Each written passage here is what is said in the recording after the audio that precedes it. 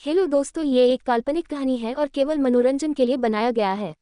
और इस कहानी में किसी भी व्यक्ति, नाम, उत्पाद या वास्तविकता का अपमान नहीं किया गया है।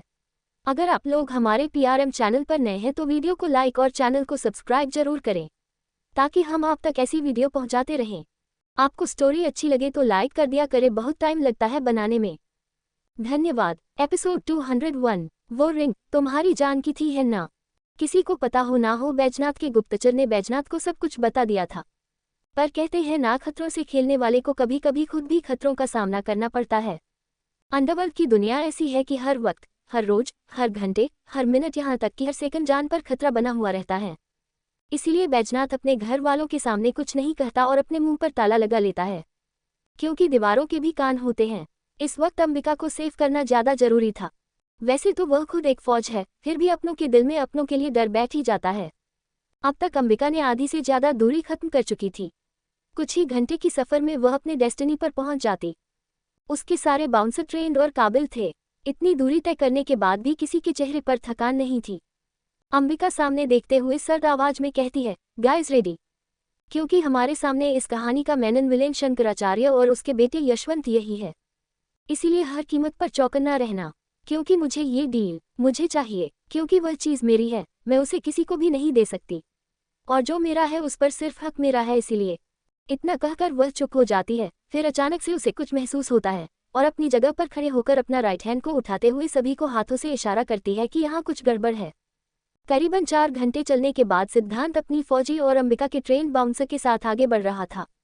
अचानक से उसके पाँव के नीचे कुछ आ जाता है। वह धीरे से रुककर अपनी पाँव का हटाकर देखता है तो वो एक खूबसूरत डायमंड का रिंग होता है। उसे देखते हुए ही उसे मुट्ठी में कस लेता है और सभी को ऑर्डर देने के अंदाज में कहता है, अलर्ट सोल्जर, क्योंकि यहाँ से मुझे नेगेटिव वाइब्स आ रही है। ये सुनते ही सभी चौकन्ना हो जाते हैं कि तभी वेदांत की नज़र दूर लंबे लंबे वृक्षों के ऊपर कुछ दिखता है। वह इशारा कर सिद्धांत और सभी को दिखाता है, जिससे सभी के चेहरे पर एक डेविल स्माइल आ जाती है। उस वृक्षों के ऊपर आधे कपड़े पहने हुए आदिमानव टाइप इंसान दिख रहा था, जिसे सिद्धांत, आकाश और वेदांत बड़ी ही चालाकी के साथ बिना आवाज किए सभी को बेहोश कर देते हैं। सिद्धांत को यह सब उसके ट्रेनिंग में सिखाया जाता है, इसीलिए सिद्धांत के लिए यह आसान था। बहुत बड़ी मुश्किल टास्क नहीं थी। आगे बढ़ते हुए वेदांत सिद्धांत के कंधे से खुद के कंधे को मारते हुए कहता है, वो रिंग तुम्हारी जान की थी, है ना? सिद्धांत मुस्कुराकर अपने सर हाँ में दिला देता है, क्योंकि वह रिंग बहुत बार वेदांत अंबिका के हाथों में देख चुका था, इसीलिए उसे देखते ही पहचान लेता है। थोड़ी देर के बाद सिद्धांत के चेहरे का एक्सप्रेशन चेंज हो जाता है और वह कहता है, पता नहीं क्यों, लेकिन मेरा दिल कह रहा है कि अंबिका बहुत बड़ी मुसीबत में है। इस बार मेरा दिल मुझसे बगावत कर रहा है। मुझे हर कीमत पर जल्द से जल्द मेरी जान के पास मुझे पहुंचना है। उसके चेहरे पर अंबिका के लिए फिक्र, डर साफ साफ दिख रहा था। आकाश उसके कंधे पर हाथ रखकर कहता है, हम अपनी अंबिका दी को कुछ नहीं होने देंगे। तभी सामने एक खंडहर दिखता है, जिसके चारों तरफ बड़ी बड़ी हेलोजन लाइट लगी हुई थी। चारों तरफ सिक्योरिटी काफी टाइट थी। हर के हाथों में एक अलग ही तरह का वेपन था। उस खंडहर को देखकर आकाश कहता है, मैंने अपने नानू से सुना था, ये हमारा ही है। इसमें नानू हमेशा ही डील करने यहाँ आते थे, लेकिन आज तक कभी भी वह हम लोगों को यहाँ लेकर नहीं आए थे। हाँ, लेकिन अंबिका दी यहाँ बहुत बार आ चुकी है। सिद्धांत खंडहर को अच्छी तरह से देखते हुए कहता है, तुम मुझे ये स्टोरी अभी क्यों बता रहे हो? तभी आकाश शातिर मुस्कान के साथ कहता है, इसके अंदर जाना उतना आसान नहीं है जितना यह आसान दिखता है। उसकी बातें को सभी कोई समझ जाते हैं। उसके बाद सिद्धांत सभी के साथ एक छोटी सी मीटिंग करता है और सब चारों तरफ फैल जाता है। बिना किसी के नजरों में आए धीरे धीरे खड़े सभी गार्ड्स को मौत के घाट उतार देता है। सभी जमीन पर ऐसे पड़े रहते हैं जैसे उसे कोई जानवर नोच खाया हो। चारों तरफ गोल गोल घूमने के बाद भी अंदर जाने का कोई दरवाजा ही नहीं दिख रहा था, जिससे सभी कोई परेशान हो जाते हैं और एक जगह फिर से जमा होकर अंदर जाने का रास्ता ढूंढने लगते हैं। तभी वेदांत की नज़र सामने खूबसूरत स्टैचू की तरफ जाती है, जिसे बड़े ही खूबसूरत और अनोखे तरीके से सजाया गया था। धीरे धीरे उसके कदम उस मूर्ति की तरफ बढ़ जाती है। उसे उस तरफ जाते देखकर आकाश और सिद्धांत भी उसके पीछे चल देता है। और तभी आकाश अपनी दिमाग पर जोर डालते हुए कहता है, मुझे याद आया, इस खंडहर के अंदर जाने का दरवाजा कहाँ से खुलता है? ये कहते वक्त आकाश के चेहरे पर एक डेविल मुस्कान थी। सिद्धांत उसके पेट में एक जोरदार घूंसा लगाते हुए कहता है, साले, जब पता था तो मुंह क्यों नहीं खोल रहा है? इतनी देर से हम लोग पागलों की तरह बस इस खंडहर को चारों तरफ से चक्कर काट रहे हैं। फिर उस खंडहर को देखते हुए कहता है, इसे देखकर तो ऐसा लग रहा है कि जैसे यह मुझसे शादी करके ही मानेगा। ऑलमोस्ट 3 चक्कर तो हो ही गए हैं। थोड़ी देर और कुछ नहीं कहता तो हम लोगों के तो 7 फेरे तो हो ही जाते। इतना सुनते ही सबके चेहरे पर मुस्कुराहट आ जाती है, लेकिन हंसने की गलती कोई भी नहीं करता है। उस मूर्ति के शरीर पर हर कुछ आर्टिफिशियल था, लेकिन उसके बाल ओरिजिनल थे। उसके बाल में एक खूबसूरत चमेली के फूल का क्लिप था। उस क्लिप को उसकी जगह से हटाकर दूसरी जगह वह लगा देता है। जैसे है यह आकाश करता है कि खंडहर का टूटा फूटा पहाड़ 2 टुकड़े में बंटने लगता है। तभी वहां खड़े सभी बाउंसर सिद्धांत, वेदांत और आकाश अपनी अपनी पोजीशन लेकर खड़े हो जाते हैं। अंदर का नज़ारा कुछ अलग ही था, क्योंकि सामने कोई भी कहीं भी बॉडीगार्ड नहीं थे। एक भूल भुलैया रास्ता था जिसे देखकर समझ ही नहीं रहा था कि अंदर कैसे जाया जाए। जैसे ही सभी अंदर जाते हैं कि वह खंडहर फिर से बंद हो जाता है और अंदर अंधेरा छा जाता है। इतना कि सामने खड़े इंसान भी उसे दिखाई नहीं देता है। सबकी हालत खराब होने लगती है। सिद्धांत धीरे से टैबलेट की टॉर्च को ऑन करता है कि अब वहां 2 रास्ते दिखाई देते हैं, जहां से एक तरफ सिर्फ झरने की तरह पानी बह रहा था तो दूसरी तरफ कीचड़ भरी फिसलन रास्ता थी। क्या सिद्धांत अंबिका तक पहुंच पाएगा? क्या सिद्धांत की दिल का डर सही था? क्या सचमुच अंबिका किसी मुसीबत में है? एपिसोड 202 खंडहर का अनसुलझा रहस्य। अंदर का नज़ारा कुछ अलग ही था, क्योंकि सामने कोई भी कहीं भी बॉडीगार्ड नहीं थे। एक भूल भुलैया रास्ता था जिसे देखकर समझ ही नहीं रहा था कि अंदर कैसे जाया जाए। जैसे ही सभी अंदर जाते हैं कि वह खंडहर फिर से ऑटोमेटिक बंद हो जाता है और अंदर घनघोर अंधेरा छा जाता है। इतना कि सामने खड़े इंसान भी उसे दिखाई नहीं देता है। सबकी हालत खराब होने लगती है। सिद्धांत धीरे से टैबलेट की टॉर्च को ऑन करता है कि तभी वहां 2 रास्ते दिखाई देते हैं, जहां से एक तरफ सिर्फ झरने की तरह पानी बह रहा था तो दूसरी तरफ कीचड़ भरी फिसलन रास्ता थी। वहां कीचड़ थी या दलदल ये कहना थोड़ा मुश्किल है। सामने का नज़ारा देखकर फैसला लेना थोड़ा मुश्किल हो गया था। फैसला लेना तो बहुत जरूरी था, क्योंकि यहाँ कोई बॉडीगार्ड्स नहीं थे। इसका मतलब यहाँ से अंदर जाना बहुत कठिन रास्ता है। सभी बॉडीगार्ड सिद्धांत, आकाश और वेदांत खड़े सभी जगह को अच्छे से एक्सप्लोर करते हैं, फिर भी उसे कोई भी कुल्लड़ नहीं मिलता है। अब सबका ध्यान आकाश की तरफ चला जाता है। सबकी उम्मीद आकाश पर टिकी हुई थी। अपनी तरफ सब कोई की नज़रें देखकर आकाश थोड़ा घबराते हुए कहता है, सब लोग मुझे ऐसे क्यों देख रहे हो? नानू ने ये कहानी बहुत पहले सुनाई थी, जब मैं बहुत छोटा था, इसीलिए मुझे अभी कुछ याद नहीं है, और अंदर आने के बाद नानू ने क्या कहा था वह भी मुझे पता नहीं है, इसीलिए प्लीज़ मुझे कोई ऐसे मत देखो। तभी सिद्धांत एक फैसला करता है कि क्यों ना आधी टीम को कीचड़ वाली फिसलन रास्ता से भेज दिया जाए और आधी को झरने वाली पानी की रास्ता से। सभी कोई सिद्धांत की बातों को मान जाता है और टीम आधी आधी भागों में बट जाता है। जब सभी कोई अंदर जाने को तैयार होता है कि आकाश चिल्लाते हुए कहता है, रुको, मुझे याद आया। सब कोई उसे गुस्से वाली नज़रों से देख रहा था। कब से सभी की हालत खराब हो रही थी कि अंदर कैसे जाया जाए, और इसे मस्ती सूझ रही है। वेदांत आकाश के सामने आकर उसे गुस्से में घूरते हुए कहता है, अब बोलने के लिए कोई मुहूर्त निकालना होगा, जल्दी से बोलो। तभी आकाश सभी को अपनी पाँव की तरफ देखने का इशारा करता है। सभी कोई वहां खड़े अपनी पाँव की तरफ देखने लगता है तो वहां कुछ पैटर्न सा बना हुआ था। हर एक पैटर्न पर एक अल्फ़ाबेट भी लिखा हुआ था, जिससे यह मालूम चल रहा था कि वह पैटर्न अल्फ़ाबेट से ही कंप्लीट होने वाला था। अब सबको ये पता करना था कि वह अल्फ़ाबेट क्या क्या था। रियांश अब तक वह भी गुफा के बाहर पहुंच चुका था, लेकिन अंदर जाने की हिम्मत उसकी भी नहीं थी, या फिर यह कह सकते हैं उसे अंदर जाना कैसे है यह मालूम ही नहीं। गुफा के अंदर सामने गुफा की दीवार से एक बॉडीगार्ड अपनी पीठ को टिकाकर खड़ा हो जाता है कि तभी अचानक से वह दरवाज़ा खुलने लगता है। जैसे ही दरवाज़ा खुलता है कि सभी फिर से चौकन्ना हो जाते हैं। बाहर रियांश और रियांश के बॉडीगार्ड अलर्ट हो जाते हैं। अंदर सिद्धांत और सिद्धांत की टीम अलर्ट हो जाते हैं। जब सामने दोनों एक दूसरे की नज़रें मिलती है तो चेहरे पर मुस्कान आ जाती है। रियांश अंदर चला जाता है। अब तक वहाँ जो बातें हुई थी रियांश को पता चल गया। तभी रियांश अचानक से कहता है, जब ये प्रॉपर्टी कपूर फैमिली की है तो हो ना हो इसका पैटर्न कपूर ही होगा। सबको उसकी बातें वाजिब लगती है, इसीलिए सभी कोई साइड होकर सिद्धांत उस पैटर्न को कंप्लीट करने में लग जाता है। जैसे ही पैटर्न कंप्लीट हो जाती है कि एक अजीब तरह का साउंड आने लगता है, बीप बीप। उस साउंड को सुनकर सभी कोई अलर्ट हो जाते हैं कि आखिर क्या होने वाला है। तभी सिद्धांत कहता है, कपूर पैटर्न्स नहीं है, इसका मतलब पैटर्न कुछ और ही है। अब सबका दिमाग खराब हो रहा था क्योंकि अंदर जाना ज़्यादा जरूरी था और उसे वहां पर खड़े सभी को काफ़ी देर हो चुकी थी। आकाश कहता है, अगर दी अंदर गई होगी तो इसी रास्ते से गई होगी, क्या पता अंबिका दी सलामत है या। इससे आगे कहने की उसकी हिम्मत नहीं हो रही थी। ये सुनते ही सिद्धांत का दिमाग और भी काम करना बंद कर देता है। अचानक से सिद्धांत अपनी आंखें बंद करता है। तभी उसे अंबिका की एक बात याद आती है। तुरंत ही अपनी आंखें खोलकर वह पैटर्न बनाने लगता है। जैसे ही पैटर्न कंप्लीट होता है कि झरने के पानी और कीचड़ वाली रास्ता दोनों मिलकर एक बहुत खूबसूरत रास्ता तैयार हो जाता है। ये देखकर सबके चेहरे पर स्माइल आ जाती है और धीरे धीरे उस पर से आगे बढ़ने लगता है। सिद्धांत सबसे आगे आगे चल रहा था। उसके पीछे पीछे वेदांत, आकाश और रियांश के साथ सारे बॉडीगार्ड सिद्धांत के अनुसरण ही चल रहे थे। तभी आकाश इधर उधर नजरें घुमाते हुए कहता है, वैसे जीजू अपने पैटर्न क्या डाला?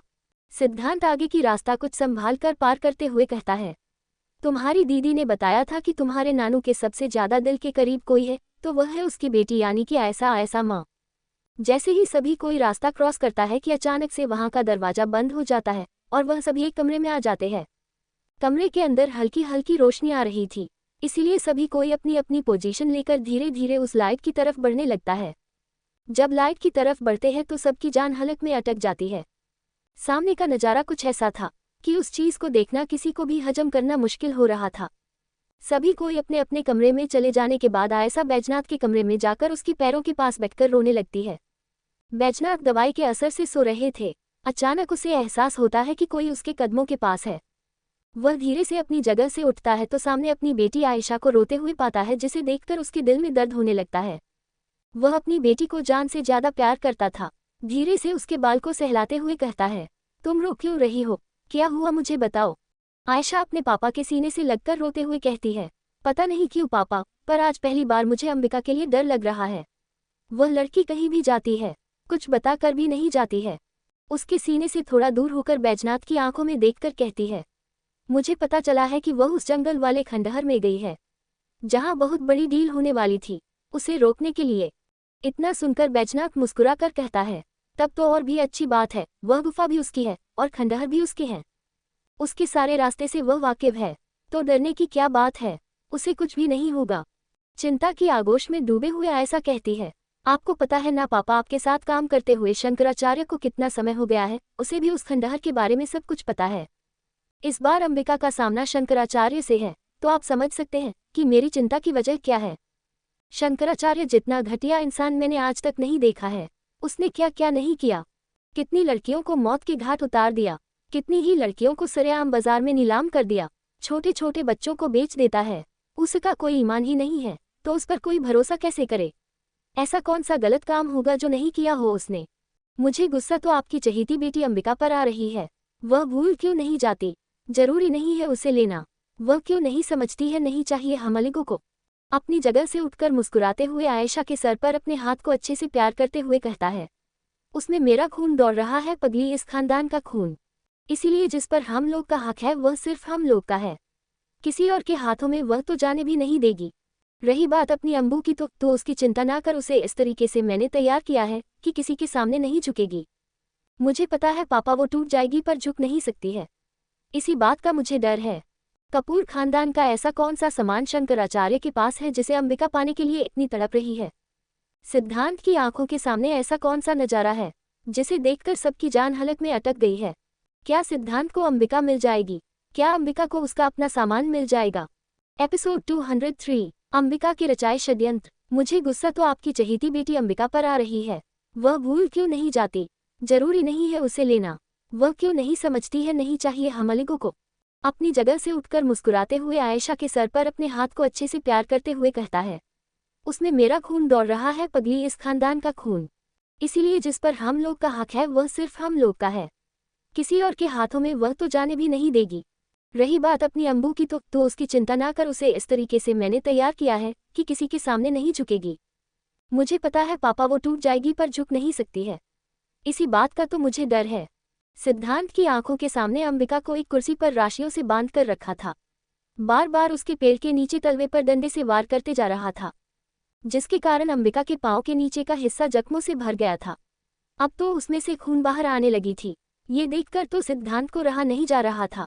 वह आगे बढ़ने ही वाला था कि तभी अंबिका जोर जोर से हंसने लगती है। उसको इस तरह हंसते हुए देखकर शंकराचार्य का खून खोलने लगता है। शंकराचार्य के आदमी अंबिका पर और अंबिका के आए हुए बॉडीगार्ड्स को इतना मारा था कि मारने वाले गार्ड थक चुके थे। मार खाने वाले को तो कोई फर्क ही नहीं पड़ा था। उसकी हंसी देखकर यशवंत का खून खोलने लगता है और गुस्से में दांत पीसते हुए कहता है, ये लड़की तुझे किस बात की अकड़ है, इतना मार खाने के बाद भी तुझे हंसी आ रही है। रुक रुक, मैं तुझे बताता हूँ। इतना कहता वह अंबिका की तरफ बढ़ने ही वाला था कि शंकराचार्य उसके हाथों को पकड़कर पीछे खींच लेता है, जिससे यशवंत 4 कदम पीछे हो जाता है। ऐसा करते देखकर अंबिका फिर जोर जोर से हंसने लगती है और हंसते हुए कहती है, तेरी बाप में इतनी ताकत नहीं कि वह मुझे मार सके, तेरे अंदर कहाँ से आएगी, जो अब तक अंडे से बाहर ही ना आया हो।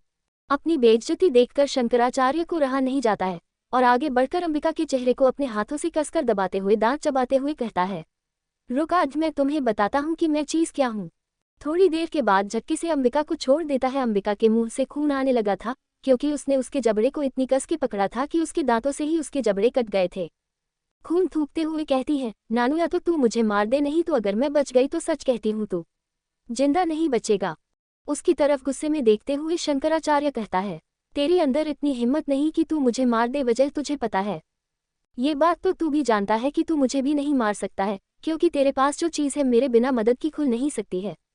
शंकराचार्य गुस्से में अंबिका को एक उंगली दिखाते हुए कहता है, तुझ में इतनी अकड़ है, रख, तेरी अकड़ को मैं अभी तोड़ता हूँ। इतना कहकर वह एक छोटा सा चमचमाती हुई ब्रीफकेस लाकर रख देता है और 3-4 ट्रेन्स लॉक एंड की खोलने वाले को बुलाया था, उसी के जरिए लॉक खोलने की कोशिश करता है। हाई टेक्नोलॉजी हैकर वाले को भी बुलाया था, वह भी उस ब्रीफकेस को खोलने की कोशिश कर रहा था। अंबिका मुस्कुराते हुए कहती है, तू आज तक नहीं खोल पाया है तो तू अब क्या खोलेगा, चल ठीक है, मेरे साथ एक डील कर। शंकराचार्य सोफे पर बैठते हुए कहता है, कैसी डील? जो मेरी चीज़ है तू मुझे उसे लौटा दे और तू अपनी आदमी और अपने बेटे के साथ यहाँ से जिंदा जा सकता है। ये सुनते ही यशवंत कहता है, सारी कमीनी, तू वहाँ बंधी हुई है, मरने की तादाद पर है और तुम मुझसे डील कर रही है। गोली निकालकर अंबिका के ऊपर तान देता है। ठीक उसी समय एक गोली चलने की आवाज़ आती है। सिद्धांत के साथ आए हुए सभी लोगों की डर से हालत खराब हो गई थी। सबने अपनी आंखें जोर से बंद कर ली थी। सबकी हिम्मत ही नहीं हो रही थी कि वह अपनी आंखें खोल सके। तभी एक जोरदार तमाचे की आवाज़ आती है। उस तमाचे की आवाज़ सुनकर सिद्धांत अपनी आंखें खोलता है, जिसे देखकर उसकी जान में जान आ जाती है। अचानक से पासा पलट जाता है और जो नहीं होना चाहिए वह हो जाता है। इस वक्त सभी बंधे हुए बॉडीगार्ड्स गन लेकर यशवंत के और शंकराचार्य के सर पर तानकर खड़े थे।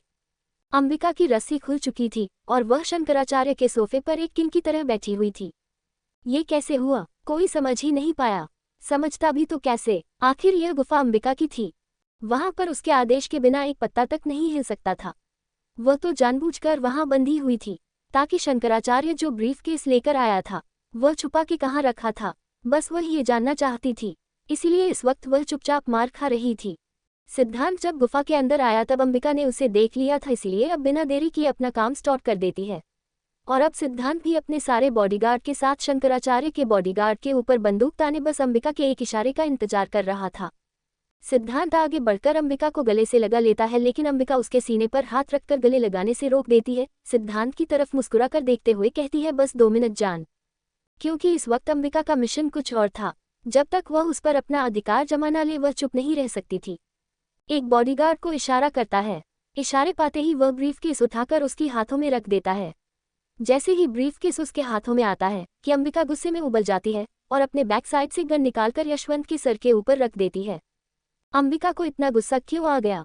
उस ब्रीफकेस में ऐसा किया है जिसके लिए वह इतनी पागल है। एपिसोड 204, बचा है तो तू सिर्फ, तो तुझे कैसे छोड़ दूँ। सिद्धांत आगे बढ़कर अंबिका को गले से लगा लेता है, लेकिन अंबिका उसके सीने पर हाथ रखकर गले लगाने से रोक देती है। सिद्धांत की तरफ मुस्कुराकर देखते हुए कहती है, बस 2 मिनट जान। क्योंकि इस वक्त अंबिका का मिशन कुछ और था। जब तक वह उस पर अपना अधिकार जमा ना ले वह चुप नहीं रह सकती थी। एक बॉडीगार्ड को इशारा करता है। इशारे पाते ही वह ब्रीफकेस उठाकर उसकी हाथों में रख देता है। जैसे ही ब्रीफकेस उसके हाथों में आता है कि अंबिका गुस्से में उबल जाती है और अपने बैक साइड से गन निकालकर यशवंत के सर के ऊपर रख देती है। आंखों से अंगारे उगलती हुई शंकराचार्य की तरफ देखते हुए कोल्ड वॉइस में कहती है, मेरा सामान कहाँ है? इसके अलावा और एक शब्द भी कुछ भी कहा तो तेरा बेटा जान से जाएगा, नानू। अंबिका जब जब शंकराचार्य को उसके नाम से पुकारती थी, इसका मतलब अंबिका अपनी सीमा में है। लेकिन जब भी उसे बड़े ही प्यार से चाशनी में डूबा कर कहती थी, नानू, इसका मतलब वो आउट ऑफ कंट्रोल है। शंकराचार्य अपनी बेटे के सर के ऊपर गोली देखकर घबरा जाता है और डर भी जाता है, क्योंकि इस वक्त अंबिका की आंखों में गुस्सा, नफरत और आग तीनों था, जिसे देखकर वहां के खड़े सभी बॉडीगार्ड्स और बाउंसर थर थर कांप रहे थे।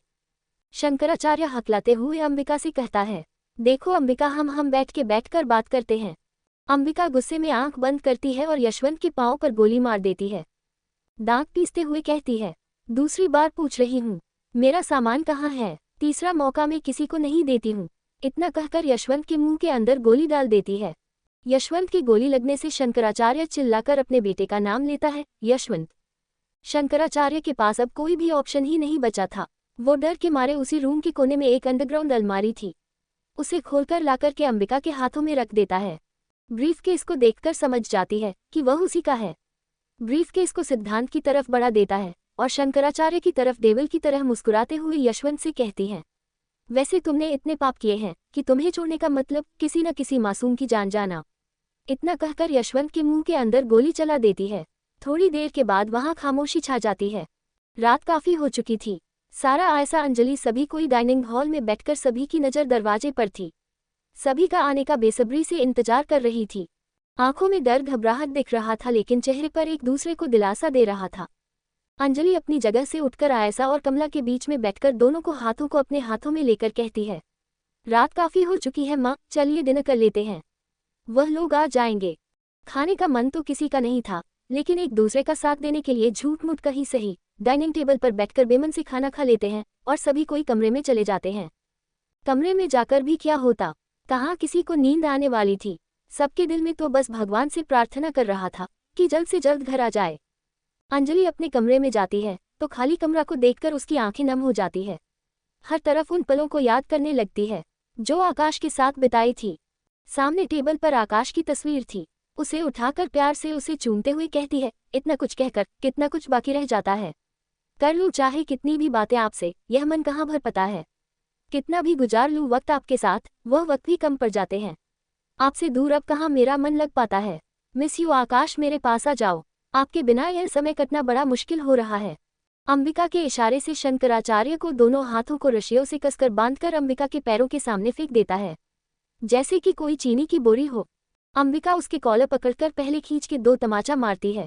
उसके बाद कहती है, तुम मुझसे 12 साल से भाग रहे हो और मेरे नानू का बेसकीमती हीरा लेकर, जिसे वह कड़ी मेहनत और अपनी काबिलियत से कमाया था। तुम्हें उसे लेकर नहीं भागना चाहिए था।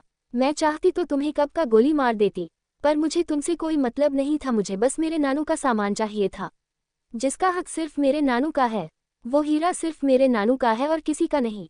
अंबिका के ऐसी बात करते देखकर वेदांत, सिद्धांत और आकाश सभी आश्चर्य से बस अंबिका की बात सुन रहे थे। समझने की कोशिश कर रहे थे, पर किसी को समझ नहीं आ रहा था।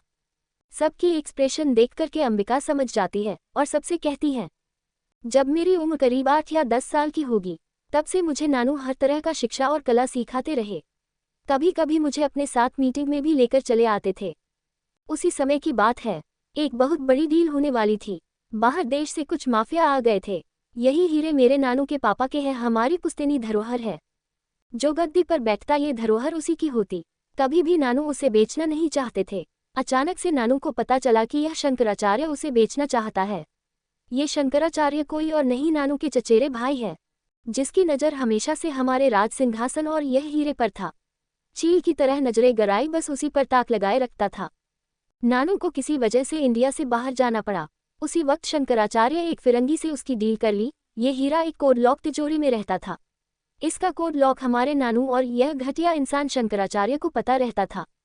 उसी का फायदा उठाकर जब नानू घर से बाहर थे, तो यह चुराकर फिरंगियों को बेच देता है। बदकिस्मती से यह कभी भी हो ही नहीं पाया, क्योंकि जिस को इसने बेचा वह कभी इसे खोल ही नहीं पाया, इसीलिए वापस इसी के पास आ जाता था। इस ब्रीफकेस को खोलने के लिए हमारे नानू की आंखों की रेटिना और उनकी वॉइस की बदौलत ही खुलती। ये बात इस कामिने को पता ही नहीं। वैसे तो नानू की वॉइस की डुप्लीकेट इन लोगों ने बना लिया था, पर नानू की आई रेटिना कहाँ से लाते। इसीलिए आज तक हमारा सामान इसके अंदर सलामत रहा। ये सुनकर सबकी आंखें आश्चर्यचकित होकर अंबिका को ही देख रही थी। अंबिका शंकराचार्य के सर पर गन को तानते हुए कहती है, जब मैं सुधीर मलिक के खानदान को नहीं छोड़ी, जबकि वह मेरा सगा बाप था, तो तू किस खेत का मूली है। मेरा परिवार ही सब कुछ है, वही मेरी धन है, वही मेरी दौलत और वही मेरी प्रॉपर्टी। अब तो सुधीर मलिक का कोई वंश ही नहीं बचा है। मेरे परिवार की तरफ आंख उठाकर देख सके बचा है तो तू सिर्फ, तो तुझे कैसे छोड़ दूँ। इतना कहकर शंकराचार्य को भी गोली मार देती है। थोड़ी देर वहां खामोशी रहती है। खामोशी को तोड़ते हुए आकाश अंबिका के पैरों के पास बैठ जाता है और कहता है, आपकी हालत ठीक नहीं है और आए हुए सारे बाउंसर की भी हालत ठीक नहीं है। अभी निकलने से सुबह तक ही पहुंच पाएंगे, तो चले दी। अंबिका आकाश का कोई जवाब नहीं देती है और अपनी जगह से खड़ी हो जाती है, पर वह खड़ी हो पाती उससे पहले उसके पांव लड़खड़ने लगते हैं और वह गिर जाती है, क्योंकि उसके पैरों के तलवा जख्मी हो चुका था, जिसकी वजह से वह गिरने लगती है कि तभी सिद्धांत थाम लेता है। जैसे ही सिद्धांत थमता है कि अंबिका प्यार से उसके चेहरे पर अपने हाथ रखती है और तुरंत बेहोश हो जाती है। क्या सिद्धांत अंबिका को लेकर वापस जा पाएगा? अंबिका के इस हालत के लिए क्या सिद्धांत अंबिका को कभी माफ कर पाएगा? एपिसोड 205। डरने की बात तो है साहब, इतना कहकर शंकराचार्य को भी गोली मार देती है।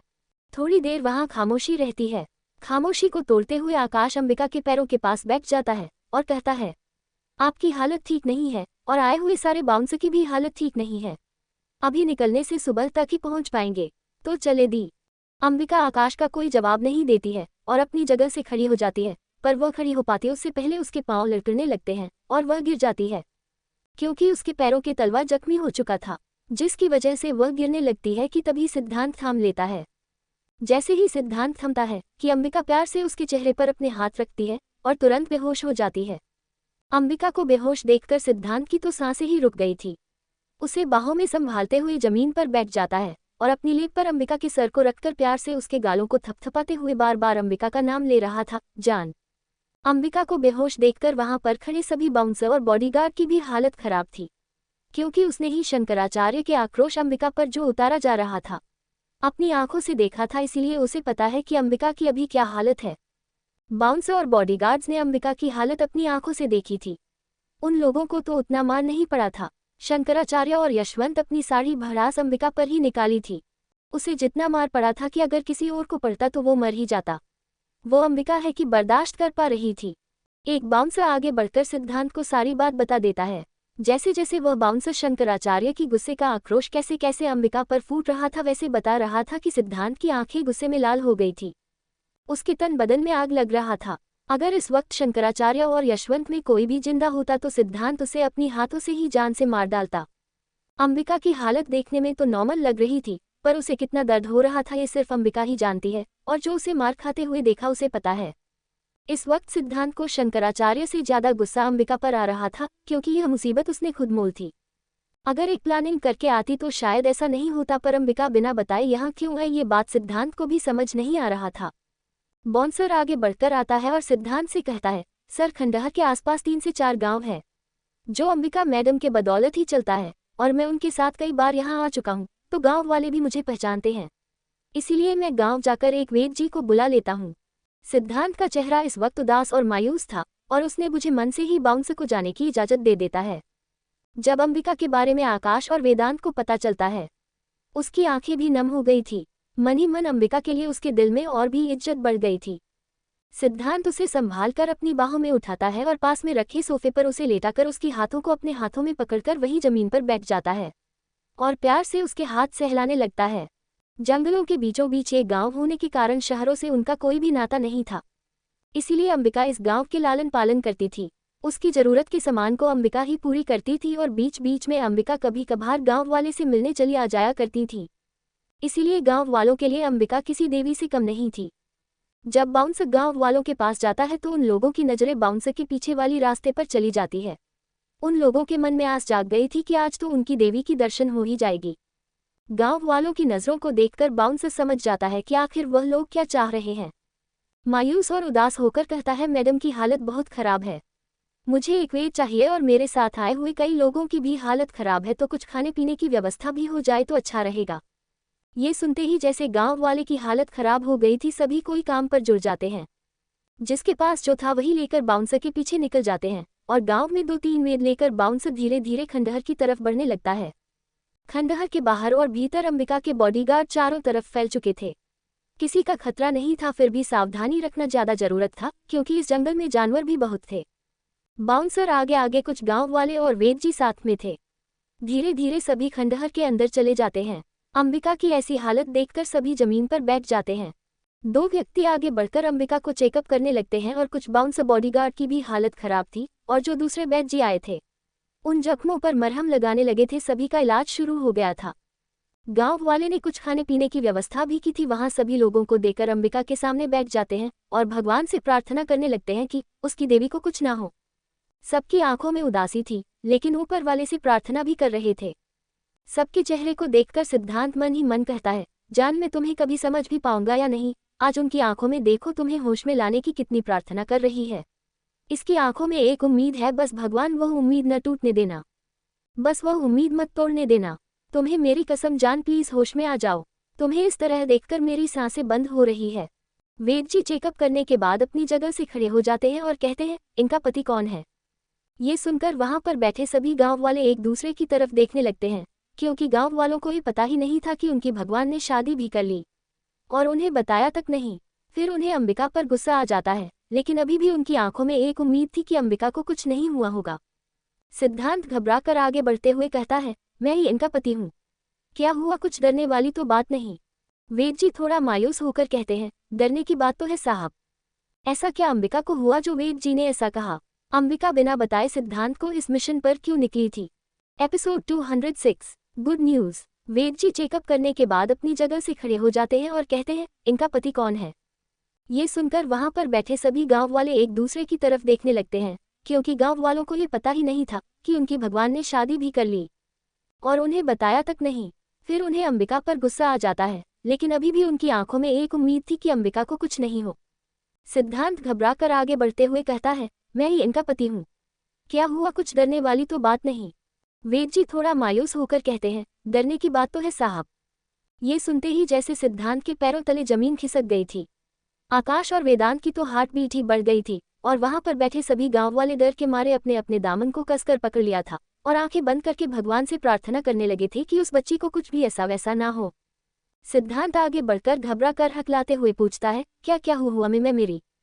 इससे आगे कुछ कह पता कि वेद जी मायूस होकर कहते हैं, यह अंदर से बहुत ही कमजोर हो गई है, शायद इसे बहुत ही बुरी तरीके से पीटा गया हूँ, जिसकी वजह से इसके शरीर में असहनीय दर्द हो रहा है। साहब, हम लोग तो उतने बड़े डॉक्टर नहीं हैं, पर हाँ एक पर्ची दे देता हूँ साहब, इसे पानी में घोलकर मेम साहब को पिला दीजिएगा, कुछ देर के बाद इनकी दर्द कम हो जाएंगे। सिद्धांत उनसे डरकर घबराते हुए पूछता है, वेद जी यह कब तक ठीक हो जाएगी। ये सुनते ही वेद जी एक गहरी सांस छोड़ते हुए कहते हैं, साहब इन्हें तो अब ठीक होने में बहुत लंबा समय लगने वाला है, क्योंकि आपकी पत्नी मां बनने वाली है। उद्धरण चिन्ह। सिद्धांत ने उसकी बातों को ठीक से नहीं सुना, या फिर यह कह सकते हैं उसकी चिंता में वह इतना परेशान था कि शायद उसके बातों को ध्यान ही नहीं दिया। सिद्धांत ने फिर से घबराते हुए कहता है, वह तो सब ठीक है वेद जी, लेकिन इसे इतना लंबा समय क्यों लगेगा, क्या ये बहुत ही इंजर्ड है। वेद जी फिर कहते हैं, क्योंकि आप पापा बनने वाले हैं। उद्धरण चिन्ह। आपकी सारी बातें मैं मान लेता हूँ, ठीक है, पर ऐसा कोई चमत्कार कीजिए कि यह जल्दी से ठीक हो जाए, मुझे इसकी ऐसी हालत नहीं देख सकता। तभी वेद फिर कहते हैं, आप दोनों ही माँ बाप बनने वाले हैं, आप मेरी बात समझ रहे हैं। उद्धरण चिन्ह। सिद्धांत अंबिका को घबरा कर देखते हुए कहता है, आप बात मान क्यों नहीं रहे हैं, इसे हुआ क्या है। इतना कहने के बाद सिद्धांत वेद जी की तरफ पलटकर धीरे से सवाल करता है, आपने अभी क्या कहा। वेद जी मुस्कुराते हुए कह रहा है, जो आपने सुना कि आपकी पत्नी मां बनने वाली है। ये सुनते ही जैसे सिद्धांत के पांव डगमगाने लगे और वह गिरने ही वाला था कि वेदांत और आकाश आगे जाकर उसे संभाल लेता है। दोनों उसे संभाल रहे थे कि सिद्धांत दोनों को गले लगा कर कहता है, तुमने सुना क्या कहा, मैं पापा बनने वाला हूँ। आकाश सिद्धांत को गले लगाकर उसे कंग्रेचुलेशन कहता है। इतनी बड़ी खुशी, इतना कहकर सिद्धांत अंबिका के पास बैठकर उसके हाथों को अपनी हथेलियों में भरकर प्यार से उसके हाथों को चूमते हुए कहता है, तारांकन, इतना बड़ा तोहफा देने के लिए तुम्हारा बहुत बहुत शुक्रिया। उद्धरण चिन्ह। गांव वाली भी ये सुनकर बहुत खुश हो गए थे कि अब अगला बारिश आने वाला है। सारे बाउंसर और बॉडीगार्ड भी अंबिका की खुशी में खुश हो जाते हैं, लेकिन अभी तक सबके चेहरे पर मायूसी थी, क्योंकि अंबिका को होश अब तक नहीं आया था। गांव वाले सभी को धीरे धीरे कुछ न कुछ खिलाने लगते हैं। सिद्धांत की तो खुशी का ठिकाना ही नहीं था, लेकिन उसके चेहरे पर मायूसी अभी भी थी, क्योंकि अंबिका के चेहरे पर बेहोशी में भी दर्द काफी था। धीरे से अंबिका अपनी जगह से उठने लगती है, तभी उसके मुंह से एक चीख निकल जाती है, आउच। अब तक सभी कोई खाने पीने में लगे हुए थे कि अंबिका की चीख सुनकर सब उसकी तरफ देखने लगते हैं। सिद्धांत तो उसके पास दौड़कर जाकर उसे संभालते हुए उठाकर सोफे पर बैठा देता है और वेद जी से फिर से चेकअप करने का आंखों से ही आग्रह करता है। वेद जी उसकी नब्ज को पकड़कर चेक करने लगता है, तभी अंबिका अपनी आंखें झटके से खोलती है। आंखों के सामने 50/55 साल के इंसान को देखकर उसके हाव भाव और हुलिया को देखकर समझ जाती है कि उसी के गांव वाले हैं। जब वह अपने नजरें घुमाती है तो सारे गांव वाले को अपने आसपास पाती है, जिसे देखकर अंबिका के चेहरे पर मुस्कान आ जाती है। गांव वाले अंबिका के सामने हाथ जोड़कर कहते हैं, कैसी है मैडम जी, बहुत दिनों के बाद इस बार आए हैं। तुम लोग बताओ सब कैसे हो। और सारी सामान समय पर पहुंच जाते हैं। उसमें से एक छोटा सा बच्ची जिसकी उम्र करीब 8/10 साल की होगी, वह भीड़ से निकलकर अंबिका के पास चलकर आती है और कहती है, सब कुछ सब समय पर पहुंच जाता है मैडम, बस आप ही नहीं आते हैं, हम लोगों से मिलने क्यों नहीं आते हैं। उसकी हाथों को अंबिका अपने हाथों में लेकर बड़े ही प्यार से उसके गालों पर हाथ रखकर कहती है, समय नहीं मिल पाता है बच्ची, तुम्हारे मैडम जी को काम भी तो बहुत है। उद्धरण चिन्ह। छोटी सी बच्ची फिर शिकायत भरे लहजे में कहती है, मुझे आपसे और शिकायत है मैडम जी, मुझे पढ़ना है पर कोई स्कूल ही नहीं है। उद्धरण चिन्ह। अंबिका मुस्कुराते हुए कहती है, ठीक है, अगले हफ्ते में गांव में स्कूल खुलवा दूंगी, सभी बच्चे पढ़ने चले जाएंगे, ठीक है। इतना कहकर सभी गांव वाले अंबिका जी को प्रणाम करके वहां से चले जाते हैं। वेद जी के दिए हुए दवाई को सिद्धांत एक गिलास में घोलकर उसके आगे बढ़ा देता है। अंबिका उसकी तरफ देखती है लेकिन सिद्धांत की नज़र कहीं और ही थी। वह अंबिका की तरफ देख ही रहा था क्योंकि वह उससे नाराज था। अंबिका चुपचाप उसके हाथों से गिलास लेकर पी लेती है। थोड़ी देर वह इसी तरह बैठे रहती है और फिर कहती है, घर चलने की तैयारी करें, न कि यहीं पर घर बसाने का इरादा है। उद्धरण चिन्ह। ये सुनते ही बाउंसर लोग मुस्कुराने लगते हैं क्योंकि अब उसकी लेडी बॉस फॉर्म में आ चुकी थी। उद्धरण चिन्ह। सिद्धांत उसकी बातों का अब भी कोई जवाब नहीं देता है और न ही तो उसकी तरफ देख रहा था। आकाश और वेदांत ये देखकर बड़े मजे ले रहा था। दोनों की हंसी आ रही थी लेकिन दोनों ही अपनी हंसी को दबाकर चुपचाप बैठे थे। तभी अंबिका मोहन को कुछ इशारा करता है, जैसे मोहन उस कमरे से निकलकर 2 मिनट के बाद वापस उस कमरे में आ जाता है और अंबिका की तरफ एक सेल को आगे कर देता है। उस सेल को देखते ही ना जाने सबकी आंखों में चमक आ जाती है और बहुत सारे सवाल भी उमड़ जाते हैं। सबकी सवालों को इग्नोर कर उस सेल को ऑन करती है और उसमें से किसी को कॉल करती है। फोन कट करने के बाद वापस से सेल को बंद कर उस बॉक्स में डाल देती है और मोहन को उस बॉक्स को वापस उसी जगह पर रखना कह देती है। अब जाकर अंबिका सबके सवालों का जवाब देती है कि यह सेल हमेशा यही रहता है और वह सोलर प्लेनेट के जरिए चार्ज होते रहता है। अंबिका सर्द आवाज में कहती है, सभी कोई जाने की तैयारी करो, 1 घंटे के अंदर यहाँ हवाई जहाज आने वाली है। आकाश अंबिका को गले से लगा लेता है और उसके दोनों गालों पर हाथ रखकर अंबिका के माथे को किस करते हुए प्यार से कहता है, दी अभी आपकी हालत कैसी है? आप ठीक तो हो? आपने तो मुझे डरा ही दिया था, मैं आपको ऐसी हालत में कभी नहीं देख सकता। अब अगली बार से ऐसे बीमार मत होइएगा, आपको देखकर मुझे बहुत डर लगने लगता है। आकाश बिना विराम लगे बस कह ही जा रहा था। उसके होठों पर अंबिका अपने हाथों को रखकर रहती है, बाप रे तू कितना सवाल करता है, मैं ठीक हूँ, देख तेरे सामने बैठी हुई हूँ। अंबिका अपनी एक्सप्रेशन चेंज करके कहती है, जाने की तैयारी करो। उद्धरण चिन्ह। मोहन और कृष्णा सभी को हिदायत दे करके इसी खंडहर के ऊपर ले जाते हैं।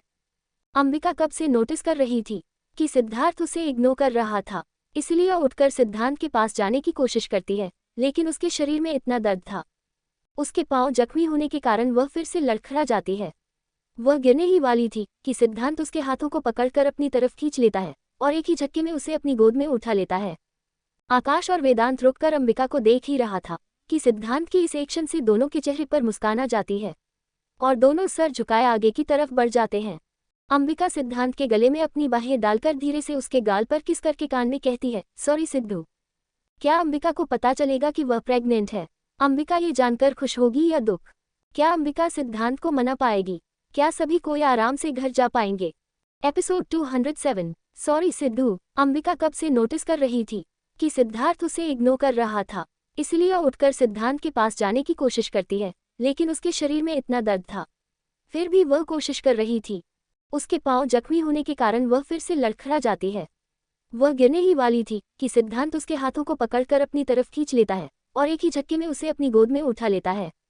आकाश और वेदांत रुककर अंबिका को देख ही रहा था कि सिद्धांत की इस एक्शन से दोनों के चेहरे पर मुस्कान आ जाती है और दोनों सर झुकाए आगे की तरफ बढ़ जाते हैं। अंबिका सिद्धांत के गले में अपनी बाहें डालकर धीरे से उसके गाल पर किस करके कान में कहती है, सॉरी सिद्धू। अंबिका इतना प्यार से कही कि सिद्धांत का दिल फिर से अंबिका पर हार जाता है और मन ही मन मुस्कुराने लगता है, पर सामने जाहिर होने नहीं देता है। सामने की तरफ देखते हुए उसे अपनी बाहों में उठाए धीरे धीरे ऊपर की ओर जाने लगता है। खुद को इग्नोर देखकर अंबिका को बहुत बुरा लग रहा था, लेकिन उसकी गलती भी काफी बड़ी थी, इसीलिए वह समझ रही थी कि सिद्धांत का नाराज होना सही है। उसके चेहरे को बड़े ही इंटेंसिव भरी नजरों से देखते हुए धीरे धीरे उससे कहती है, तुम्हारे साथ होने पर मेरे साथ साथ मेरी रूह भी मुस्कुराती है। सारी दुनिया से जीतकर बस तुम्हारे सामने हार जाती हूँ। गुस्सा चाहे कितना भी ज्यादा क्यों ना हो, पर ज्यादा देर तक तुमसे नाराज नहीं रह सकती। तुमसे इतनी मोहब्बत है कि तुम्हारी नाराजगी में भी मुझे प्यार लगता है। जमाने से तो लड़ लूं, ना जाने क्यों तुम्हारे सामने मेरी बोलती बंद हो जाती है। तुम मुझसे नाराज हो पर न जाने क्यों फिर भी मुझे तुम पर प्यार आ रहा है। अंबिका की इतनी प्यार भरी बातें सुनकर सिद्धांत के दिल को सुकून दे रहा था। वह तो उससे नाराज भी नहीं हो पा रहा था, फिर भी उसकी गलती इतनी बड़ी थी कि उसे इतनी जल्दी माफ तो वो नहीं कर सकता था। अंबिका इतनी देर से कुछ न कुछ कहे जा रही थी, पर सिद्धांत है कि कोई रिएक्शन ही नहीं दे रहा था। अंबिका को अब चुप रहना है बेहतर लग रहा था। धीरे से सिद्धांत उसे बिठा देता है। जैसे ही वह अपनी जगह पर बैठती है कि मोहन एक लैपटॉप लाकर उसके हाथों में थमा देता है। अंबिका सर्द आवाज में कहती है, क्या सभी आ चुके हैं, चेक करके बताओ। थोड़ी देर के बाद मोहन कहता है, यस लेडी बॉस, सब आ चुके हैं। लैपटॉप पर अपनी उंगलियां चलाते हुए मोहन से कहता है, ललन को मैसेज कर दो कि वह वहां से निकल जाए, काम हो चुका है। मोहन अपने सर झुकाए यस लेडी बॉस कहकर वहां से निकल जाता है। थोड़ी देर लैपटॉप में वह कुछ करती है, उसके बाद पायलट को कहकर जेट को उड़ाने को इशारा कर देती है।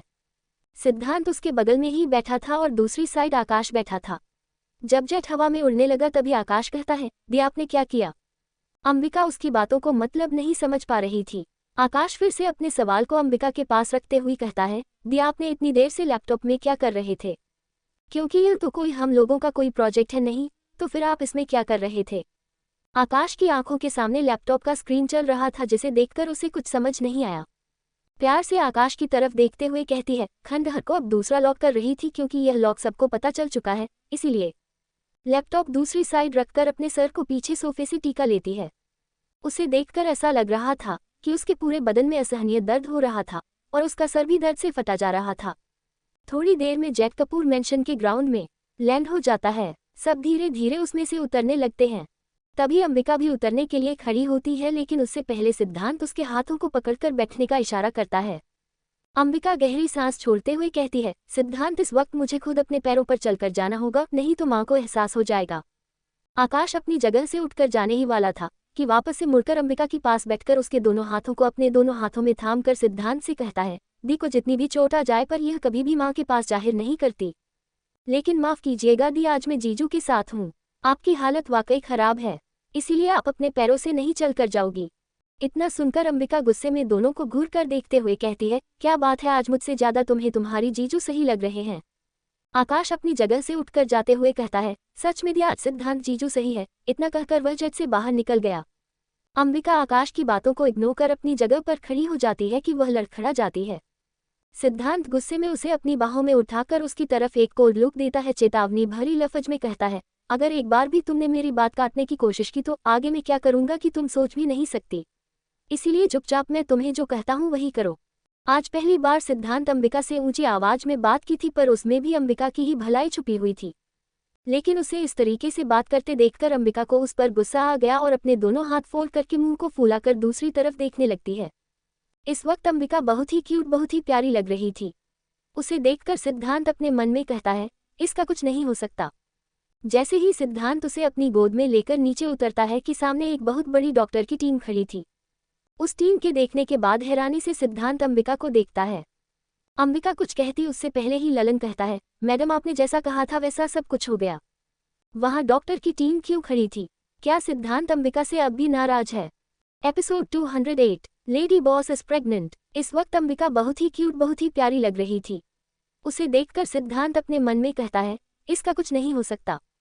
जैसे ही सिद्धांत उसे अपनी गोद में लेकर नीचे उतरता है कि सामने एक बहुत बड़ी डॉक्टर की टीम खड़ी थी। उस टीम के देखने के बाद हैरानी से सिद्धांत अंबिका को देखता है। अंबिका कुछ कहती उससे पहले ही ललन कहता है, मैडम आपने जैसा कहा था वैसा सब कुछ हो गया।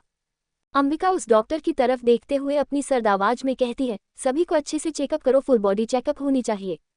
ये सुनकर सिद्धांत एक गहरी सांस छोड़ता है और मन में कहता है, पूरी दुनिया की फिक्र है इसे, बस इसे मेरी ही फिक्र नहीं है। अंबिका अपनी बाहें सिद्धांत के गले में डालकर कहती है, और तुम्हें ऐसा क्यों लगता है? ये सुनते ही सिद्धांत उसे छोटी छोटी आंखें करके देखने लगता है। अंबिका उससे कुछ कहती कि आयशा कमला दौड़ के उसके पास आकर कहती है, इसे गोद भी क्यों उठा कर रखा है, क्या हुआ इसे? कहीं चोट तो नहीं आ गई? मैंने इसे कहा था कि अपनी मनमानी न करें, पर मजाल है यह मेरी एक बात सुन ले। अब देखो अपने आप को नुकसान पहुंचा ली। आयशा चिल्लाती हुई कहती है, अब बताओगी कि तुम्हें हुआ क्या है इस तरह? सिद्धांत तुम्हें क्यों उठा कर रखा है? तुम्हें कहाँ चोट लग गई है? इतना कहने के बाद आयशा चिल्लाते हुए कहती है, डॉक्टर डॉक्टर इधर आकर पहले इसे चेक कीजिए, इस क्या हुआ है? गुस्से में सिद्धांत की तरफ देखकर इशारे करते हुए कहती है, देखो इसीलिए मैं तुम्हारी गोद में नहीं आना चाहती थी। सिद्धांत इशारों को इग्नोर कर उसे अपनी बाहों में उठाए हुए है आयशा से कहता है, बेस्टी डॉक्टर को कमरे में भेज दो। ये सुनकर तो अंबिका का पारा और गर्म हो जाता है। अंजलि की नज़र जब आकाश पर पड़ती है तो उसके चेहरे खिल जाते हैं। वह धीरे से आंखों से इशारा करके पूछती है, आप ठीक है? आकाश इशारों में ही उसे बताता है, आई एम ओके, तुम कैसी हो? उसके इशारे अंजलि को समझ में आ जाती है, फिर भी उसे इग्नोर कर किचन में चली जाती है। खुद को इग्नोर देखकर आकाश को बुरा लगता है, मन ही मन कहता है, मुझे इग्नोर करने की सजा तो तुम्हें जरूर मिलेगी। सारा रियांश के पास जाकर बड़ी ही आहिस्ता से पूछती है, क्या तुम ठीक हो? रियांश उसी लहजे में जवाब देता है, हाँ मेरी बेबी डॉल मैं ठीक हूँ। उसके चेहरे को दीवानगी की तरह देखते हुए कहता है, क्या तुमने मुझे मिस किया? सारा उसकी बातें सुनकर थोड़ी घबरा जाती है और अपनी दिल पर काबू करते हुए झूठ कहती है, नहीं बिल्कुल भी नहीं। रियांश उसके चेहरे को देखकर मुस्कुराते हुए मन में कहता है, इसे तो झूठ भी बोलना नहीं आता। अंबिका के कमरे का नजारा। सिद्धांत गुस्से में अपने दोनों हाथ को फोल्ड किए हुए अंबिका को घूर रहा था। अंबिका की पूरी फैमिली अंबिका के कमरे में मौजूद थी और उन दोनों को देखकर मन मन मुस्कुरा रहे थे। उन दोनों के बीच में डॉक्टर खड़ी थी जिसकी हालत अभी बहुत ही खराब थी। सिद्धांत उसे गुस्से में घूरते हुए कहता है, तुम बताओगे आखिर तुम्हें क्या चाहिए अपना चेकअप करवाने के लिए? डॉक्टर उम्मीद भरी नजरों से अंबिका की तरफ देखते हुए एकदम आहिस्ता से कहता है, मैडम आप अपना इलाज करवा लीजिए ना प्लीज। अंबिका गुस्से में डॉक्टर को घूरते हुए कहती है, नहीं पहले आप सिद्धांत का इलाज कीजिए उसके बाद। सिद्धार्थ उसे गुस्से में देखते हुए कहता है, पर मुझे क्या हुआ है जो मैं अपना चेकअप करवाओ? अंबिका आराम से बेड पर सर को बेड से टिकाते हुए कहती है, तो ठीक है मैं भी अपना चेकअप नहीं करवाऊंगी। इस वक्त दोनों लड़ते हुए बहुत ही प्यार कपल लग रहे थे, जिसे देखकर सबकी चेहरे पर मुस्कुराहट आ जाती है। सिद्धांत हार मानते हुए कहता है, ओके फाइन, पहले मैं चेकअप करवाता हूँ उसके बाद तुम्हें करवाना पड़ेगा। क्यूट सी बच्ची वाली शक्ल बनाकर सिद्धांत की तरफ देखते हुए कहती है, मैंने मना कब किया, बस तुम नहीं मान रहे थे। सिद्धांत बेड पर बैठकर डॉक्टर की तरफ देखकर कहता है, जल्दी कीजिए। अंबिका बेड पर बैठकर सिद्धांत के राइट हैंड को हाथों में लेकर उसकी कोहनी की तरफ दिखाते हुए डॉक्टर से कहती है, यहाँ इसका काट का निशान है, अच्छे से इस पर मेडिसिन लगा दीजिए। सिद्धांत को यह चोट कब लगी थी ये सिद्धांत को ही पता नहीं था। सिद्धांत बस अंबिका को बड़ी ही प्यार से देखने लगता है। ये देखकर तो सबकी मुंह खुला का खुला रह जाता है। इतना छोटा कट का निशान था कि किसी को देख ही नहीं रहा था, लेकिन उसमें से ब्लड निकल रहा था। सिद्धांत की नाराजगी अब अंबिका से हट गई थी, क्योंकि यह चोट उसे कब लगी थी उसे भी नहीं पता था। अंबिका को कैसे पता चला? अंबिका बड़े ही ध्यान से उसके घाव को देख रही थी। इस तरह देखने से डॉक्टर के हाथ कांप रहे थे और डर के मारे सिद्धांत का अच्छे से इलाज कर रहा था। सिद्धार्थ बेड से उठकर डॉक्टर की तरफ इशारा करता है, इसका चेकअप करो। अंबिका गुड गर्ल की तरह एकदम चुपचाप से अपना चेकअप करवा रही थी। डॉक्टर बार बार उसके नब्ज को चेक करते। थोड़ी देर चेकअप करने के बाद डॉक्टर अपनी बात कहना शुरू करता है कि उससे पहले ही अंबिका कहती है, सभी को बताओ कि मैं बिल्कुल ठीक हूँ, मुझे कुछ नहीं हुआ है। ये सुनते ही आयशा उसे गुस्से में घूर कर देखती है, जैसे कहना चाह रही हो अपनी बातें डॉक्टर पर मत थोपसी। आयशा की ऐसी नज़रों से अंबिका थोड़ी सहम जाती है और अपनी जगह पर बैठकर अपनी होठों पर फिंगर लॉक लगाते हुए इशारे में कहती है, ओके मैं कुछ नहीं कह रही हूँ। आज अंबिका की क्यूट सी हरकत देखकर सिद्धांत को जी भर के उसके प्यार करने का जी कर रहा था। वेदांत की नज़रें भी लगातार अंबिका की चेहरे पर छाई हुई खूबसूरती को लगातार देखे जा रहा था। उसका तो आज मन ही नहीं भर रहा था, फिर भी खुद के दिल को समझाते हुए वह उस पर से अपनी नज़रें हटा लेता है। सिद्धांत डॉक्टर को बोलने का इशारा करता है। डॉक्टर घबराते हुए कहता है, सर मैडम के बॉडी में काफ़ी पेन है और उनके पाँव की हालत भी बहुत ही खराब है। इन्हें वीकनेस भी है, अभी इन्हें टोटल बेड रेस्ट की ज़रूरत है। और एक बात सर, एक गुड न्यूज़ है। आकाश, वेदांत और सिद्धांत को ये गुड न्यूज़ तो पहले से ही पता था। ये सुनते ही ना जाने क्यों सबके चेहरे की हवाएं उड़ गई थी। सब अपनी आंखें फाड़े और सबका ध्यान बस डॉक्टर के बातों पर अटक गया था। अंबिका तो जैसे उसकी बातें को सुनना ही नहीं चाह रही थी। सिद्धांत दिलकश भरे अंदाज से अपनी पत्नी अंबिका को देख रहा था, क्योंकि इस वक्त अंबिका बहुत ही खूबसूरत लग रही थी। उसके चेहरे पर यह नूर क्यों था वह नहीं जानता, पर आज अंबिका का चेहरा अलग ही ग्लो कर रहा था। तभी डॉक्टर खुश होते हुए कहते हैं, lady boss is pregnant. Ambika pregnant है ये जान क्या सब खुश होंगे। ये जाने के बाद अंबिका का क्या रिएक्शन होगा? आज अंबिका के चेहरे पर इतना ग्लो क्यों है? एपिसोड 209। Shocking news. ये सुनते ही ना जाने क्यों सबके चेहरे की हवाएं उड़ गई थी। सब अपनी आंखें फाड़े और सबका ध्यान बस डॉक्टर के बातों पर अटक गया था। अंबिका तो जैसे उसकी बातें को सुनना ही नहीं चाह रही थी। सिद्धांत दिलकश भरे अंदाज से अपनी पत्नी अंबिका को देख रहा था, क्योंकि इस वक्त अंबिका बहुत ही खूबसूरत लग रही थी। उसके चेहरे पर यह नूर क्यों था वह नहीं जानता, पर आज अंबिका का चेहरा अलग ही ग्लो कर रहा था।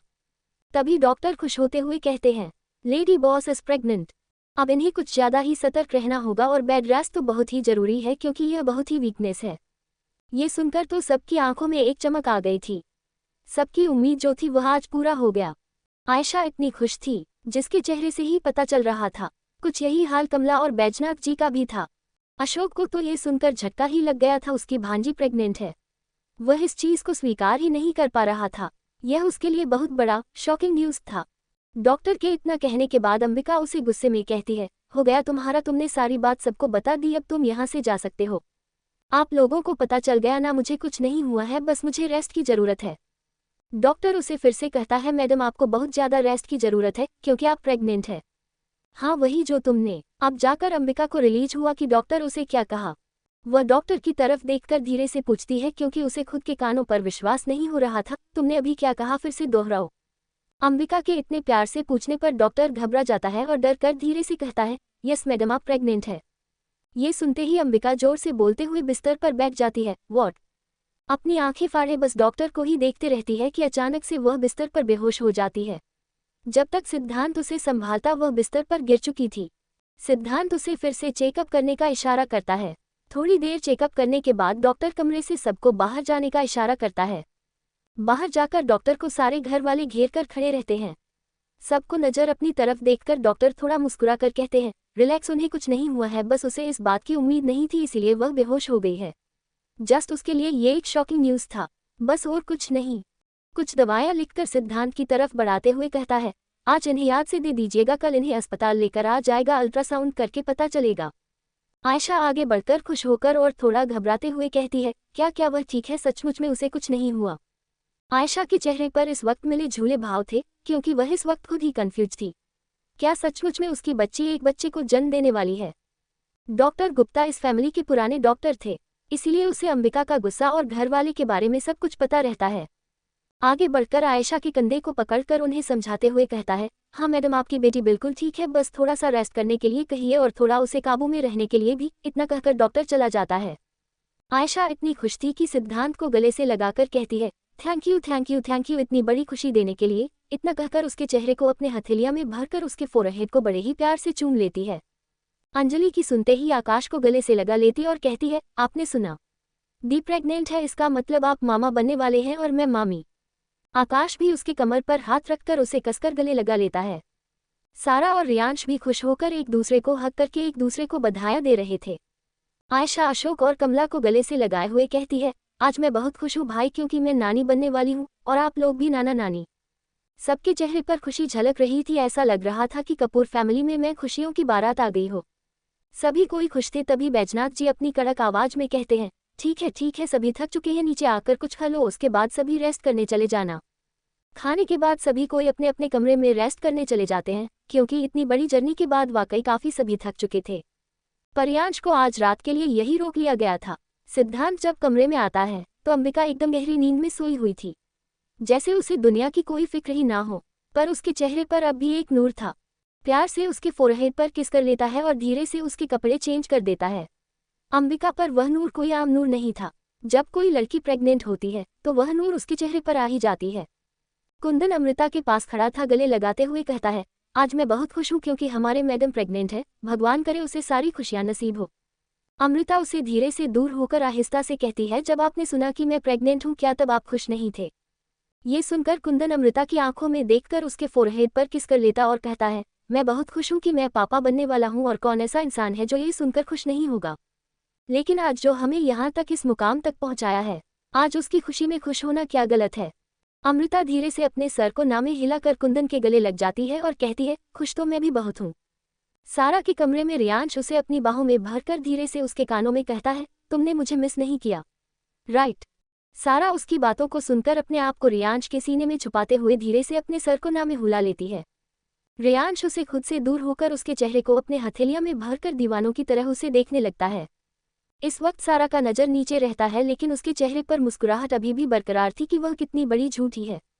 धीरे से उसके चेहरे को देखते हुए कहता है, तुमने मुझे जरा भी मिस नहीं किया। सारा कुछ कहने वाली थी कि रियांश उसके होठों पर अपने होंठ रख देता है और बड़ी ही धीरे धीरे से उसके होठों का रस पीने लगता है। सारा कुछ कहने वाली थी कि उसके होठों में ही दब कर रह गया था। सारा भी रियांश का साथ देने लगी थी। सारा का साथ पाकर रियांश उसे और भी पैसेनेट किस करने लगा था। अंजलि के कमरे में सोफे की उस तरफ अंजलि थी और सोफे के इस तरफ आकाश था। आकाश उसे पकड़ने की कोशिश करते हुए कहता है, रुको मैं आपको बताता हूँ आपने मुझे इग्नोर कैसे किया। अंजलि अपनी जगह पर खड़े आकाश को अंगूठे से दिखाकर उसे छेड़ते हुए कहती है, जैसा आपको लगा बस मैं आपको इग्नोर वैसे ही किया। आकाश उसे पकड़ने की कोशिश करता है लेकिन खुद को बचाते हुए फिर कहती है, आपने भी तो मुझे बिना बताए चले गए। अंजलि कब तक आकाश से बच पाती, आखिर आकाश उसे पकड़ लेता है। जैसे ही अंजलि पकड़ाती है कि दोनों बिस्तर पर गिर जाते हैं। क्या आकाश अंजलि को ऐसे ही जाने देगा? जब अंबिका को होश आएगा तब क्या होगा? क्या सचमुच में अंबिका के घर में खुशियों की बारात आ गई है? एपिसोड 210। कंग्रेचुलेशन सिद्धांत, आप पापा बनने वाले हैं। अंजलि अपनी जगह पर खड़े आकाश को अंगूठे से दिखाकर उसे छेड़ते हुए कहती है, जैसा आपको लगा बस मैं आपको इग्नोर वैसे ही किया। आकाश उसे पकड़ने की कोशिश करता है लेकिन खुद को बचाते हुए फिर कहती है, आपने भी तो मुझे बिना बताए चले गए। अंजलि कब तक आकाश से बच पाती, आखिर आकाश उसे पकड़ लेता है। जैसे ही अंजलि पकड़ाती है कि दोनों बिस्तर पर गिर जाते हैं। अंजलि बिस्तर पर थी और उसके ऊपर आकाश उसके जबड़े को अपने हथेलियों में पकड़कर गुस्से में कहता है, बहुत मुझसे बच रही थी क्यों? अंजलि उसी तरह से जवाब देती है, आप भी तो मुझे कुछ भी नहीं बताते हैं, बस चले जाते हैं। आकाश उसके गाल को प्यार से सहलाते हुए कहता है, तो माय लव मुझसे नाराज हैं? अंजलि आंखें छोटी छोटी करके आकाश को देखते हुए मुंह फूला कर कहती है, बहुत। ठीक है तो मैं अपनी प्यारी सी वाइफ की नाराजगी दूर कर देता हूँ। उसकी बातों का मतलब समझने के लिए अंजलि उसे छोटी छोटी आंखें करके देखने लगती है। जब तक अंजलि को उसकी बातों का मतलब समझ में आता तब तक आकाश उसके होठों को अपनी होठों की गिरफ्त में ले चुका था। अंजलि अपनी आंखें बड़ी बड़ी करके आकाश को देखने लगती है। आकाश उसे किस करते हुए अपनी आंखें बंद रखता है लेकिन उसे अंदाज हो जाता है कि अंजलि उसी को देख रही है। धीरे से अपने हाथों से उसकी आंखें बंद कर लेता है। अब अंजलि भी आकाश के प्यार के नशे में डूबने लगी थी। धीरे से उसके होठों को छोड़कर उसकी आंखों में दीवानों की तरह देखते हुए कहता है, अभी नाराज हो या आपकी नाराजगी दूर करो। अंजलि शर्माकर अपना चेहरा दूसरी तरफ कर लेती है। आकाश धीरे धीरे उसके गर्दन कॉलर बंद के सफर तय करते हुए उसके सीने की तरफ बढ़ जाता है। थोड़ी देर के बाद दोनों के कपड़े फर्श पर बिखरे पड़े रहते हैं और दोनों प्यार की आगोश में खोए हुए रहते हैं। दोनों एक दूसरे को टूटकर प्यार कर रहे थे, जैसे कितने दिनों के बाद एक दूसरे से मिल रहे हो। आज अंजलि भी आकाश का पूरा साथ दे रही थी। उसका साथ पाकर आकाश उसे बेशुमार प्यार करता है। अंबिका के कमरे में सिद्धांत बालकनी में खड़े होकर अपने मोबाइल पर कुछ सर्च कर रहा था कि तभी उसे अंबिका की चीखने की आवाज आती है। उसकी चीख सुनकर सिद्धांत बिना समय बर्बाद किए अंबिका की तरफ भागता है। अंबिका बिस्तर से उठने की कोशिश कर रही थी लेकिन उसके पाँव में इतना दर्द था कि वह उठ ही नहीं पा रही थी। उसकी वजह से उसके मुंह से चीख निकल जाती है। कोशिश करते देखकर सिद्धांत उसके पास आता है और गुस्से में कहता है, क्या तुम मुझे आवाज नहीं दे सकती थी? क्या जरूरत है तुम्हें उठने की, अगर तुम्हें कुछ हो जाता तो? सिद्धार्थ उसे डांट रहा था और अंबिका बड़े ही प्यार से उसे देख रही थी। थोड़ी देर दोनों की आई कांटेक्ट इसी तरह बनी रहती है। थोड़ी देर के बाद सिद्धार्थ उससे कहता है, मुझे बताओ कहाँ जाना है, मैं लेकर चलता हूँ। उद्धरण चिन्ह। अंबिका बिना कुछ कहे उसके गले से लग जाती है और उसे कसकर पकड़े रहती है। आज अंबिका जिस तरीके से सिद्धांत को पकड़ के रखा था, सिद्धांत को एक अलग ही एहसास हो रहा था। वह भी अंबिका की कमर को कसकर पकड़ लेता है। अंबिका धीरे से उसके कान में कहती है, कंग्रेचुलेशन सिद्धांत, आप पापा बनने वाले हैं। सिद्धांत उसे अपने सीने से दूर करता है और उसके चेहरे को अपनी हथेलियों में भरकर उसके पूरे चेहरे पर किस करने लगता है। उसके बाद उसकी आंखों में देखकर कहता है, आज मैं तुम्हें बता नहीं सकता जान कि मैं कितना खुश हूँ। ऐसा लग रहा है कि मेरे पाँव जमीन पर ही नहीं है, मेरे पाँव में जैसे पर लग गए हो और वह हवा में उड़ रहे हैं। इतनी खुशी है कि तुम्हें बयां भी नहीं कर सकता। मुझे तो विश्वास ही नहीं हो रहा है कि मैं पापा बनने वाला और तुम माँ। इतना कहकर सिद्धांत उसकी फोरहेड पर किस कर लेता है और फिर से उसे अपने सीने से लगा लेता है। थोड़ी देर के बाद उससे दूर होता है और कहता है, ये सब तो ठीक है लेकिन मैं नाराज तुमसे अभी भी हूँ। अंबिका उसके चेहरे को अपने हथेलियों में भरकर प्यार से उसके चेहरे को देखती है और फिर मुस्कुराते हुए कहती है, इतनी बड़ी तुम्हें खुशखबरी दी हूँ तो पहले मीठा खा लूँ, फिर तुम्हारी नाराजगी दूर कर दूंगी। इतना कहकर तुरंत ही उसके होंठों पर अपनी होंठ रख देती है। बड़ी ही शिद्दत से उसे चूमने लगती है। पहले सिद्धांत तो शॉक्ड हो जाता है, अंबिका अचानक से उसे किस कर लेगी उसे इस बात का अंदाजा ही नहीं था। धीरे धीरे वह भी उसके जज्बात में घुल जाता है और उसका पूरा साथ देने लगता है। करीब 15 मिनट किस करने के बाद अंबिका उसकी आंखों को देखकर कहती है, कितनी भी नाराजगी है सब दूर कर दूंगी। फिर थोड़ा मायूस होकर कहती है, पहले आप हॉस्पिटल जाकर 309 नंबर के कमरे में जाकर उनसे मिलकर आइए। ये सुनकर सिद्धांत के चेहरे पर थोड़ा डर आ जाता है। थोड़ी घबराहट में पूछता है, कौन है वहां पर? अंबिका उसके सीने पर अपने सर को रखती है, बड़ी ही धीमी से कहती है, पहले आप जाकर मिलकर आइए फिर बात करते हैं। इतना कहकर उसे अपने कमरे से भेज देती है। सिद्धांत अंबिका से कमरे से निकलकर कपूर हॉस्पिटल पहुंच जाता है और 309 नंबर कमरे के बाहर खड़े होकर अंदर जाने लगता है। रियांश सोफे पर बैठा हुआ था और सारा उसकी गोद में बैठी थी। सारा के पेट पर रियांश की बाहें लिपटी हुई थी। दोनों एक दूसरे को प्यार कर रहे थे। अमृता प्रेग्नेंट होने के कारण उसे अब वीकनेस लगाने लगा था, इसलिए अमृता गहरी नींद में सो रही थी और कुंदन उसी के पास उसके पेट पर हाथ रखकर वह भी सोया हुआ था। सिद्धांत के कमरे से जाने के बाद ही अंबिका अपने सर को बिस्तर से टिकाकर आंखें बंद करके लेट जाती है। तभी उसके कमरे में आयशा, कमला और अशोक आते हैं। आंखें बंद करके ही अंबिका कहती है, मैं कब से आप ही लोग का इंतजार कर रही थी। फिर आंखें खोलकर तीनों को देखती है। तीनों आश्चर्य होकर उसी को देख रहे थे। अशोक कहता है, आंखें बंद करके तुम्हें कैसे पता कि हम ही लोग आए हैं? तीनों को अपने पास बिस्तर पर बैठने का इशारा करते हुए कहती है, वह आप नहीं समझ पाएगा मामा जी, फिलहाल मुझे आप लोगों से बहुत ही इंपॉर्टेंट बात करनी है। ये सुनकर जो अब तक तीनों के चेहरे पर खुशियां मुस्कुराहट चमक बरकरार थी वह फीकी पड़ने लगी थी। अंबिका अपनी बातें सबको बता देती है। अपनी बात कहने के बाद अंबिका तीनों से सवाल करती है, नानू कहाँ है? वह मुझसे मिलने क्यों नहीं आए? अस्पताल में कौन एडमिट है? अंबिका उन तीनों का इंतजार क्यों कर रही थी? अंबिका अपनी नानू बैजनाथ का इंतजार क्यों कर रही है? 309 नंबर के कमरे में कौन भर्ती है? क्या सिद्धांत उसे जानता है?